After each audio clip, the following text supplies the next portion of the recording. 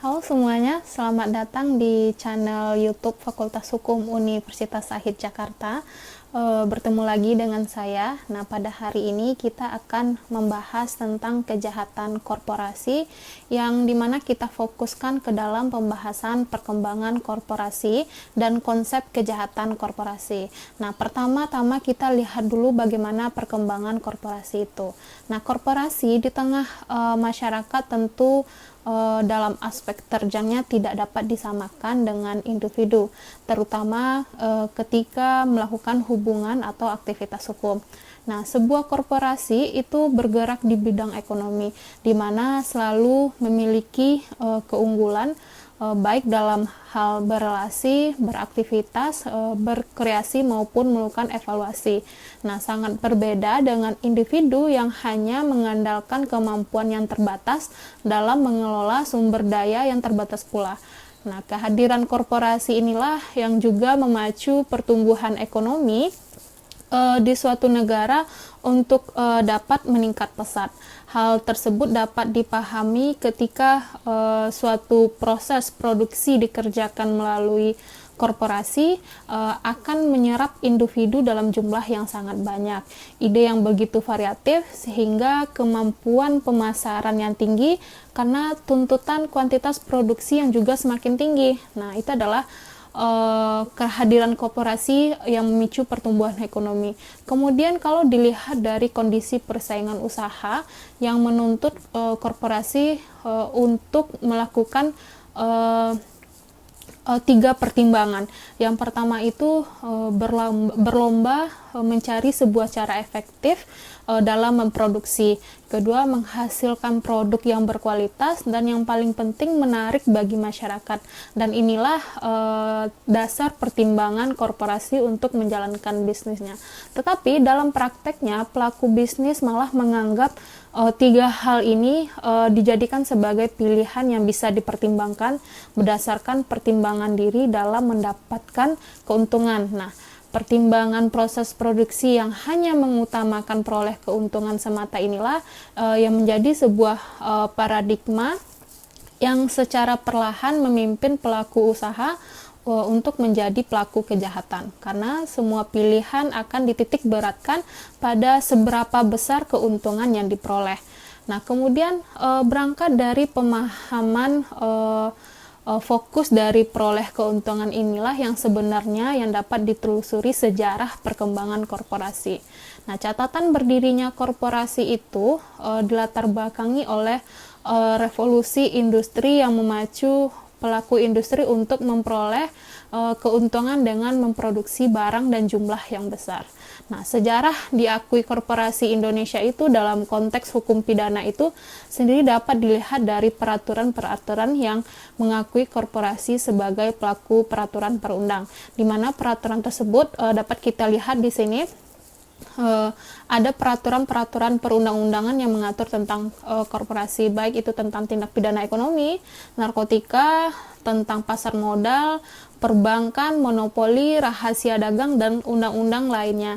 Nah, berdasarkan pengaturan tersebutlah memberikan catatan penting bahwa korporasi itu merupakan pelaku tindak pidana yang hanya diatur pada dalam undang-undang khusus.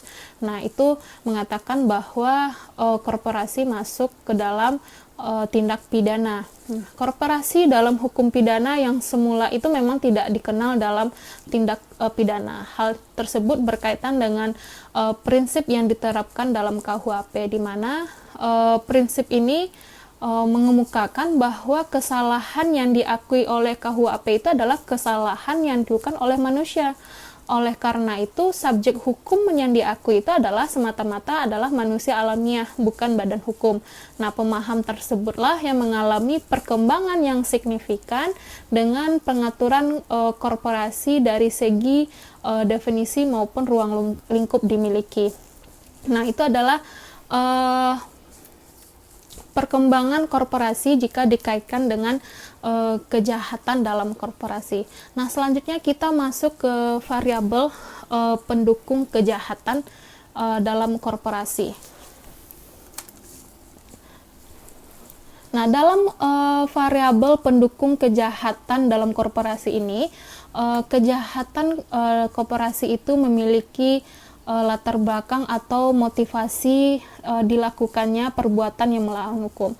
Setidaknya ada 3 variabel yang mempengaruhi korporasi itu melakukan kejahatan. Yang pertama itu ada profit oriented, di mana di sini korporasi itu memang semata-mata orientasinya adalah mencari keuntungan. Variabel ini menjadi variabel terbanyak yang mempengaruhi korporasi melakukan kejahatan. Melakukan kejahatan, setiap korporasi itu didirikan itu untuk memperoleh keuntungan. Hanya saja tidak sekedar keuntungan yang biasa-biasa saja, tapi melainkan keuntungan yang sebesar-besarnya. Nah, tujuan inilah yang mendapatkan keuntungan sebesar-besar inilah memotivasi korporasi untuk melakukan pelanggaran ketentuan hukum pidana yang sesuai dengan prinsipnya, itu menghalalkan segala cara untuk memperoleh keuntungan. Akhirnya cara berbisnis yang baik dan benar itu dikesampingkan demi kepentingan memperoleh keuntungan yang besar. Nah, kemudian yang kedua itu kontradiksi kebutuhan. Nah, keuntungan yang besar menjadi tujuan dari korporasi hanya saja selalu berbenturan dengan kondisi suatu negara yang berbeda-beda. Kebutuhan negara dengan kondisi kebijakan yang seringkali mempersulit dunia bisnis membuat pelaku bisnis atau korporasi itu melakukan tindakan-tindakan tidak jujur, bahkan melanggar hukum asalkan mendapat keuntungan. Belum lagi pesaing bisnis yang semakin beragam dengan metode produksinya, cara persaingan dan cara persaingan yang tidak sehat, atau cara pemasaran yang memperkuat sebuah korporasi itu melakukan kejahatan. Misalnya saja, konsumen berhak atas kemasan produk yang baik dan sehat. Korporasi bila melakukan modifikasi terhadap kemasan produk yang ada dengan menekankan tampilan yang menarik, tapi mengenyampingkan ketahanan kemasan produk. Nah, konsumen sendiri ternyata tidak keberatan dengan kemasan tersebut, bahkan semakin membeli produk tersebut. Nah, keadaan inilah yang mempengaruhi korporasi semakin melakukan kejahatan korporasi. Nah, kalau dilihat dari variabel yang ketiga itu, sistem penegakan hukum yang tidak efektif. Mengingat korporasi itu melakukan segala upaya bisnis untuk mendapatkan keuntungan yang besar, maka ia pun mempertimbangkan kerugian jika berhadapan dengan hukum. Nah, korporasi pastinya telah mempelajari kondisi-kondisi hukum, baik sisi peraturan perundang-undangan maupun sistem penegakan hukum yang berlaku secara khusus terhadap korporasi. Nah, beberapa hal yang menjadi pertimbangan korporasi terkait dengan sistem penegakan hukum itu antara lain pidana yang ringan, kurangnya kriminalisasi atau stigmatisasi, daya tangkal, serta reaksi masyarakat atau konsumen yang pasif. Nah, atau kondisi-kondisi lainnya. Peraturan perundang-undangan yang tidak memberikan pengaturan yang tegas dan efektif dalam penanggulan kejahatan korporasi lah akan berakibat kejahatan korporasi itu akan terulang kembali lagi, kayak gitu. Nah, itu adalah ketiga variabel yang selalu dipertimbangkan oleh korporasi dalam melakukan kejahatan-kejahatannya. Nah, penting untuk dipahami bahwa korporasi sebagai pelaku bisnis itu selalu memiliki pertimbangan yang matang dalam melakukan kegiatan usahanya, baik itu yang bersifat menguntungkan atau kerugian sebagai risiko yang harus diambil dari kegiatan-kegiatan bisnisnya. Nah, celakanya korporasi sering menganggap bahwa kejahatan yang dilakukannya ini adalah bagian dari strategi bisnis untuk mendapatkan keuntungan. Makanya ketika saya jelaskan bahwa kejahatan korporasi merupakan masuk ke dalam bentuk kejahatan white collar crime, di mana kejahatan ini memang terorganisir yang dilakukan dengan rencana-rencana atau planning-planning yang sudah direncanakan oleh orang-orang tertentu atau golongan tertentu. Jadi mereka membuat strategi bisnis yang semata-mata untuk mendapatkan keuntungan. Nah, itulah membedakan antara kejahatan korporasi dengan kejahatan umum pada dasarnya. Nah, kemudian kalau kita lihat dari konsep kejahatan dalam korporasi itu, tentu kita bisa masukkan ke dalam sebuah contoh. Korporasi itu muncul sebagai pelaku kejahatan pada dasarnya yang dilatar belakangi oleh perkembangan bisnis, yaitu yang mana perkembangan yang begitu pesat di berbagai bidang sehingga melahirkan sebuah revolusi pemikiran dalam teori hukum pidana yang berlaku. Ini tidak lagi dipandang sebagai wadah individu, tetapi merupakan kesatuan individu yang mampu mewujudkan tujuan secara efektif yang dampaknya sangat luas bagi masyarakat. Nah, kalau kita lihat pertama itu korporasi adalah untuk pemenuhan kebutuhan ekonomi. Nah, semula pola kerjasama antar manusia ini masih sangat sederhana, hanya melibatkan satu individu yang memiliki keunggulan individu lain yang membutuhkan keunggulan tersebut. Nah, kesadaran akan terbatasnya kemampuan seseorang menyediakan keunggulan dalam jumlah banyak dengan kualitas baik, pada akhirnya lah memaksa seseorang membentuk hubungan kerjasama dengan manusia lain yang memiliki keunggulan yang sama, atau memiliki keunggulan yang lain yang mendukung keunggulannya. Nah, sebagai contoh, kita contohkan dalam sebuah kasus. Peternak sapi memiliki keunggulan dalam penyediaan produksi susu segar. Nah, penjualan susu segar tersebut semula hanya berskala kecil di antara anggota masyarakat, ternyata mengalami lonjakan permintaan ketika muncul permintaan susu segar dari daerah lain. Mau tidak mau, kondisi tersebut memaksa si peternak susu untuk bekerja sama dengan produksi susu yang lain, produksi susu yang bisa memiliki dana besar untuk memperluas usaha produksinya. Nah, si peternak pun berpikir untuk menawarkan produk susu segar dalam kemasan higienis sesuai dengan standar kesehatan, sehingga jalinlah kerjasama dengan orang yang memiliki keahlian dalam bidang gizi. Nah, begitu pula ketika produk susu segar tersebut akan dipasarkan dalam kemasan yang menarik, dijalinlah kerjasama dengan ahli desain produk. Nah, jalinan kerjasama antar manusia ini terjadi untuk memenuhi satu tujuan, menghasilkan produk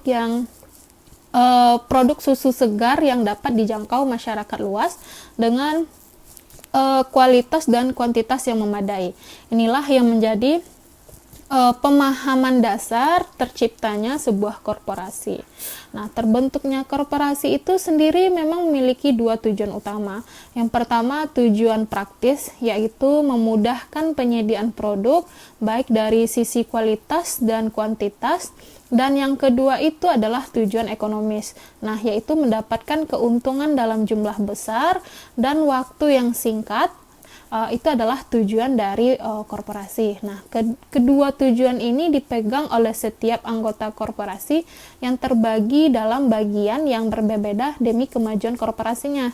Nah, kalau dilihat dari korporasi sebagai hasil persaingan usaha, korporasi ini dibentuk bukan lagi ditujukan untuk memenuhi kebutuhan ekonomi, akan tetapi menghadapi persaingan produk yang dihasilkan oleh korporasi dalam bidang yang sama. Jadi istilah kompetitornya. Tiap anggota itu terus dipacu untuk menciptakan kreativitas baru agar menarik masyarakat untuk membeli produknya. Persaingan pun dijalankan dengan motivasi yang menyebabkan korporasi harus menekan biaya produksinya untuk mencari cara efektif memenangkan persaingan bisnis ini. Berbagai cara dilakukannya, misalnya dengan membuat iklan produk, menayangkan di media sosial berkali-kali, mengemas produk itu lebih praktis dan menarik. Kemudian upaya inilah dikendalikan untuk memenangkan persaingan bisnis, sehingga dengan demikian diperoleh keuntungan yang lebih terjamin. Nah, kedua bentuk motivasi itulah dibentuk korporasi dapat dikatakan sebagai perkembangan pembentukan korporasi yang sangat signifikan, mengingat tidak sekedar ditujukan untuk memenuhi kebutuhan ekonomi, akan tetapi memperoleh kekuasaan sebagai penguasa tunggal di bidang bisnis. Hanya jika dicermati dengan seksama, motivasi-motivasi tersebut sama-sama menempatkan keuntungan sebagian tujuan akhir atau tujuan utama itu dibalik tujuan yang ada. Nah, ambil contoh pada perkembangan pembentukan korporasi demi memenuhi kepentingan manusia, Di balik upaya koperasi melakukan macam-macam tindakan dan strategi bisnis untuk menjadi pemenang. Keinginan ini mendapatkan jaminan keuntungan dari posisi saing yang unggul menjadi tujuan yang diutamakan. Nah, itu adalah motivasi didirikannya atau seseorang melakukan kejahatan di balik dengan korporasinya. Perkembangan kegiatan itu, kegiatan bisnis memang begitu pesat dan kompleks, tidak menutup kemungkinan bagi munculnya kejahatan di bidang bisnis. Persaingan yang sangat ketat, kondisi ekonomi yang belum stabil, ditambah pengetahuan masyarakat akan bisnis yang sehat itu masih rendah, sehingga menggoda pelaku untuk melakukan pelanggaran bisnis sampai timbulnya korban di pihak masyarakat. Nah, tindakan pelaku ini semata-mata ditujukan adalah untuk mendapatkan keuntungan walau harus menempuh resiko jatuhnya korban di pihak masyarakat. Nah, jelas tindakan yang dilakukan ini dilakukan dengan cara yang sangat rapi dan harapannya memang tidak diketahui oleh masyarakat atau menyamarkan tindakan yang dilarang tersebut dengan melakukan secara tersembunyi. Kita contohkan sebuah kasus korporasi yang mengutamakan perolehkan keuntungan yang besar tanpa menghiraukan keselamatan konsumen. Dalam kasus kapal motor Senopati Nusantara II yang kasusnya pada tahun 29 Desember 2006 dulu, yang dimana dia menghiraukan keselamatan konsumen. Dalam kasus ini tenggelam di perairan Pulau Mandalika, Laut Jawa. Nah, perkembangan kasus ini menyatakan bahwa nakoda atau WR bersalah karena berani mengabulkan permintaan PT PV, pemilik KM PT PV. Nah, pemilik kapal Senopati Nusantara ini mengemudikan kapal tersebut padahal tidak sesuai dengan sertifikat yang dimilikinya. Nah, berdasarkan putusan Mahkamah Pelayaran, sebenarnya kesalahan ini tidak hanya dibebankan kepada sang nakoda, tetapi juga kepada PT PV yang jika diperhatikan dengan seksama, justru korporasilah yang meminta nakoda untuk mengemudikan kapal tersebut walaupun diketahui oleh kedua belah pihak tersebut sesuai dengan sertifikat nakoda yang dimiliki oleh WR. Nah, tujuan utamanya adalah tindakan ini karena pelaku usaha itu memiliki kesempatan untuk meraup keuntungan yang maksimal dengan mengangkut lebih batas beban yang ditentukan. Nah, dalam media cetak dikatakan bahwa melaporkan selain penumpang yang memiliki tiket sampai berangkat, ternyata masih banyak penumpang yang membeli tiket itu di atas kapal sehingga muatan kapal itu melebihi kapasitas sebanyak 850 orang. Nah, dengan demikian juga korporasi jelas mengetahui risiko yang akan terjadi jika kapal melebihi muatan. Ditambah kemudian dikemudikan oleh nakoda yang tidak bersertifikasi dan resiko cuaca yang buruk akan mengakibatkan tenggelamnya kapal. Namun KM Senopati tetap berlayar dengan harapan resiko buruk tidak akan pernah terjadi. Nah, itu adalah beberapa peristiwa yang menandakan koperasi itu dapat digunakan sebagai sarana kejahatan di bidang ekonomi. Kejahatan yang semula dilakukan oleh manusia alamiah secara individual maupun bersama-sama ternyata mampu dilakukan korporasi dengan mudah. Nah, kejahatan konvensional yang diatur dalam KUHP ternyata tidak mampu menampung korporasi sebagai pelaku kejahatan. Nah, hal tersebutlah yang membedakan antara kejahatan konvensional dengan kejahatan korporasi yang bisa kita lihat di sini di tabelnya dikatakan bahwa kejahatan konvensional itu adalah dilakukan oleh orang pelaku, perorangan atau manusia. Sedangkan kejahatan korporasi itu dilakukan dengan secara terorganisir. Nah, di sini juga ada motif dan cara kerjanya serta korbannya yang sangat berbeda antara kejahatan konvensional pada umumnya dengan kejahatan korporasi yang telah terjadi. Nah, berdasarkan tabel tersebut terlihat bahwa kejahatan korporasi yang dilakukan dengan cara yang sangat terorganisir itu dengan pembagian fungsi kerja di antara anggota yang berbeda-beda. Nah, itu adalah membedakan antaranya. Belum lagi korban dalam kejahatan korporasi yang lebih luas, bukan hanya dari sisi jumlah, tetapi waktu, karena akibat dari kejahatan ini akan terus-menerus terjadi. Nah, itu adalah tentang perkembangan kejahatan korporasi. Nah, kejahatan korporasi, kalau kita simpulkan, kejahatan korporasi itu upaya manusia untuk memenuhi kebutuhan hidup yang terus-menerus itu berkembang seiring dengan situasi dan kondisi masyarakat. Nah, kebutuhan ini lambat laun berhadapan dengan realita kompetisi antar pelaku bisnis atau korporasi demi mendapatkan keuntungan yang besar. Nah, persaingan menjadi kondisi ini tidak terelakkan sehingga memicu korporasi itu melakukan kejahatan demi memenangkan kompetisi. Nah, korporasi yang melakukan kejahatan dengan pendapatan keuntungan yang semakin besar akan jatuh pada ketamakan yang mengiring korporasi itu kepada kejahatan yang dilakukan secara sistematis. Nah, disinilah dipahami perbedaan yang signifikan antara kejahatan korporasi dengan kejahatan individu. Karena kejahatan korporasi itu tidak hanya berada dari sisi pelaku, melainkan motif yang dilakukan kejahatannya. Cara bekerja perbuatannya pun korban yang timbulkannya juga berbeda. Nah, itu adalah materi tentang kejahatan korporasi yang membahas tentang perkembangan korporasi dan konsep kejahatan korporasi. Nah, silakan ditinggalkan pertanyaan di kolom komentar jika ada yang masih ragu tentang materi hari ini. Terima kasih dan selamat bertemu di materi selanjutnya.